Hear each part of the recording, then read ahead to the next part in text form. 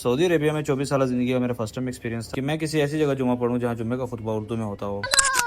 अस्सलाम वालेकुम दोस्तों, ये है मेरा दोस्त हल्का। मेरा ताल्लुक पाकिस्तान से और मेरे दोस्त हल्के का ताल्लुक इंडिया लखनऊ से है। हर टाइम उंगलियों से अजीब अजीब इशारे करता रहता है। दिल का बहुत ही अच्छा है मगर हरकतों से नमूना है। प्रदेश की सबसे अच्छी बात यही यहाँ पे सियासत से हट के दोस्ती होती है। दोस्ती का असर रिश्ता दिल से होता है, ना कि नेशनलिटी से। हल्के के साथ रह के कभी ऐसा फील ही नहीं होगा कि ये इंडिया से है, मैं पाकिस्तान से हूँ। हम यहाँ पे दवाई लेने आए थे मगर दवाई मिल ही नहीं रही थी। लास्ट में मेरे दोस्त हल्के की नजर दवाई पे पड़ी गई। सऊदी वाले बताएंगे कमेंट में कि ये दवाई किस चीज की है। दवाई है मेरी खोपड़ी में कितना टेंशन है तेरे को मालूम क्या?